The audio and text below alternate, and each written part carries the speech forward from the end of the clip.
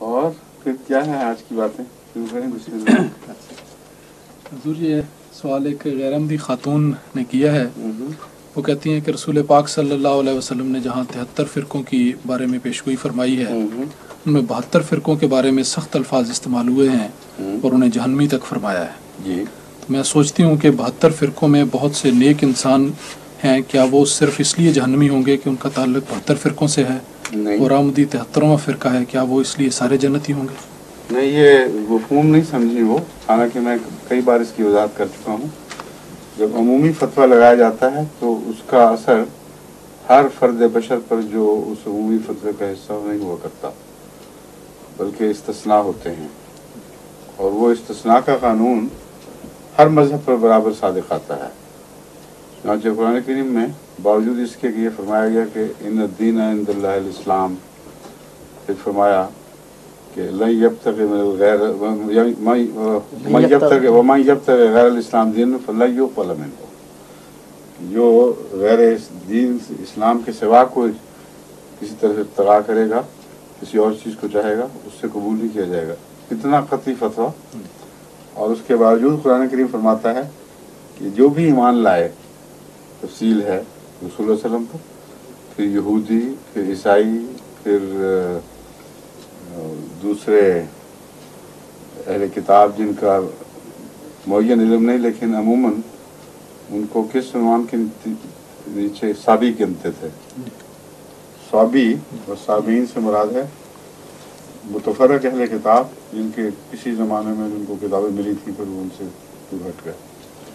ان سب کے متعلق ذکر کر کے فرمایا کہ جو بھی ان میں سے اللہ پر ایمان لائے، یوم آخرت پر ایمان لائے، نیک اعمال بجا لائے، فاجرہ علی اللہ ولا خوف علیہم ولا ہم یحزنون، اس کا اجر خدا پر ہوگا اور ان کو کوئی خوف کی ضرورت نہیں، کوئی غم کی ضرورت نہیں. اس کا ہرگز یہ مطلب نہیں کہ ان آیات نے دوسری آیات کو منسوخ کر دیا یا ان آیات نے ان کو منسوخ کر دیا. مذہبی فتویٰ وہی ہے کہ اسلام کے سوا اب کچھ قبول نہیں کیا جائے گا، مگر غیر مذاہب میں استثنائی طور پر ایسے لوگ ہو سکتے ہیں جو بعض ایسے اندھیروں کے جزیروں میں رہتے ہوں جن پر اسلام کی روشنی ثابت نہ ہوئی ہو، ان کے متعلق یہ فتویٰ انفرادی جاری ہے. تو اسلام جو اتنا عظیم الشان عالمی حوصلہ رکھتا ہے، اس کی کوئی مثال دوسرے مذہب میں نہیں ملتی. یا معین طور پر دوسرے مذاہب کا نام لے کر ان میں بعض ایسے لوگوں کا ذکر ہے جن کو ان کے اگر وہ آخرت پر ایمان لائیں گے اور نیک اعمال بجا لائیں گے، اللہ کے حضور ایسے ٹھہریں گے تو ان کو بخش دیا جائے گا. تو محمد رسول اللہ علیہ وسلم کی امت کے متعلق یہ فیصلہ کر لینا اس حدیث کی روح سے ہر دوسرے فرقے کا ہر فرد بشر جہنمی ہوگا، یہ قرآن کے اس واضح حکم کے سراسر منافی ترجمہ ہے.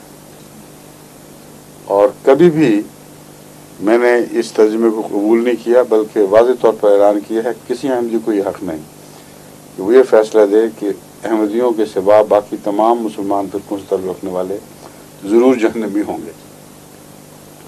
یہ کہنے کا حق ہے کہ رسول کریم صلی اللہ علیہ وسلم کے نزدیک بحیثیت فرقہ وہ تمام 72 بحیثیت فرقہ 72 کا حصہ ہیں، وہ اپنے اعمال اور خیالات کے لحاظ سے بکثرت جہنمی ہوں گے. بس لفظ بکثرت کا مفہوم اس میں داخل ہے. یا اعتقادی لحاظ سے وہ اتنا بھٹک چکے ہیں کہ ان میں جہنمی عقائد آ چکے ہیں، یا امت کے مسالے سے دور جا پڑے ہیں. بہرحال ناراضگی کا ایک کلام ہے جو عمومی تصویر کھینچ رہا ہے مگر ہر فرد بشر پر صادق نہیں آتا. ٹھیک ہے. حضرت مسیم علیہ السلام نے بھی اپنی دعاؤں میں دوسرے فرقوں میں سے صلحاء کے ذکر کیا ہے اور ان کو دعائیں دی ہیں، اور فرمایا کہ ہمارا قول، ہماری جو بعض سختیاں ہیں وہ ہرگز صلحاء امت پر عائد نہیں ہوتی، وہ مستثنیٰ ہیں اس سے.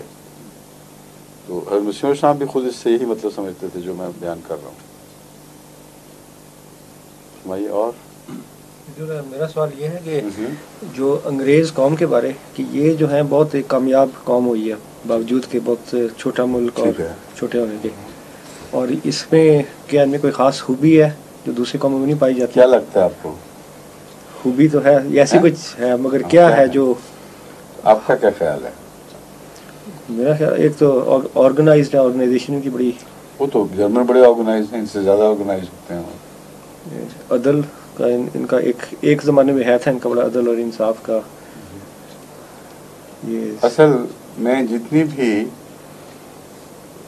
امپیریلسٹ طاقتیں ابھری ہیں اس دور میں جنہوں نے کالونائز کیا ہے دوسروں کو، ان میں جن قوموں کے اوپر انہوں نے قبضہ کیا اور ان پر حکومتیں کی، ان میں سب سے زیادہ عدل کا سلوک انگریزوں نے کیا ہے. اس کے تاریخ گواہ ہے، اس میں کوئی بھی شک نہیں، گنجائش نہیں. یعنی اب بحیثیت ایک حاکم کے انہوں نے یقیناً استحصال کیا ہے.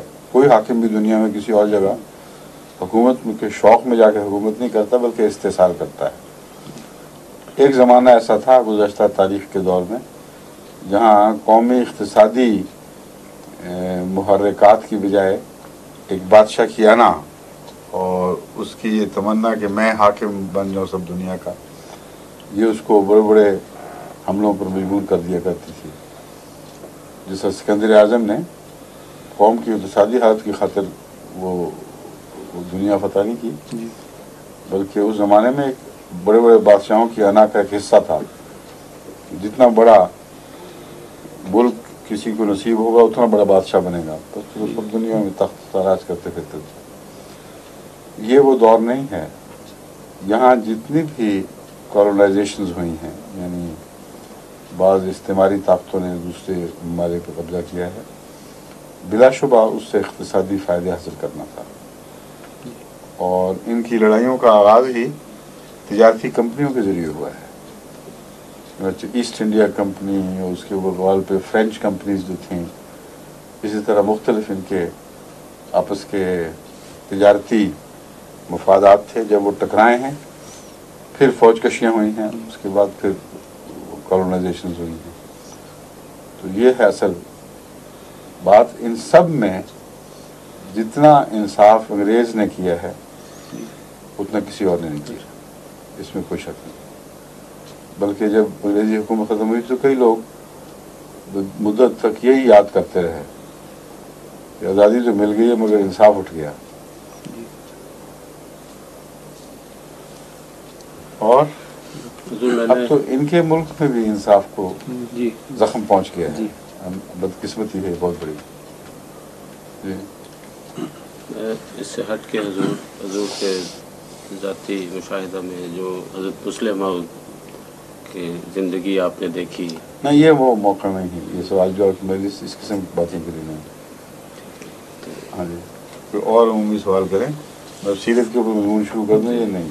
حضور یہ جو زلزلہ آیا یہاں پہ جاپان میں، اس پہ مسیح موسم کا ایک شعر بھی ہے کہ یہ جو زلزلہ منگل کے دن آیا اور یہ بھی منگل کے دن ہی واقع ہوا. اس کو ہم اس مسیح موسم کے انکار کے ساتھ ملا سکتے ہیں ایسی چیزوں کو؟ یا اصل بات یہ ہے کہ حضرت مسیح موعود صلی اللہ علیہ وسلم نے زلازل کی جو کثرت سے پیشگوئیاں کی ہیں اور ستاروں کی ہلچل کی اور ان کے ٹوٹنے کی، اس زمانے میں ہی متفرق اخبارات اس زمانے کے مغربی یہ لکھ چکے ہیں کہ یہ جو واقعات اس دفعہ رونما ہو رہے ہیں پہلی انسانی معلوم تاریخ میں اس کثرت سے اکٹھے نہیں ہوئے کبھی. اس کثرت سے زلازل کا اکٹھے ہو جانا اور اتنے بڑے پیمانے پر ہونا یہ عمومی علامت ہے انسان کو جگانے کی. یہ مراد ہرگز نہیں کہ اس جگہ جو جاپانی رہتے تھے ان کے گناہوں کے نتیجے میں یا ان کے انکار کے نتیجے میں ان کو سزا ملی ہے. دنیا بحیثیت دنیا وقت کے معمول کو پہچان نہیں سکی اور انکار کر چکی ہے. اس کو کہیں کہیں قاریہ قرآن کریم فرماتا ہے کہ کھٹکھٹانے والی آوازیں پہنچا کریں گی. کبھی اس کا دروازہ کھٹکھٹایا گیا، کبھی اس کا دروازہ کھٹکھٹایا گیا. عمومی قومی شعور بیدار ہوتا ہے. چنانچہ جاپان کے اخباروں نے इस पर तबसरा करते हुए लिखा कि हमारे अंदर और अमेरिका में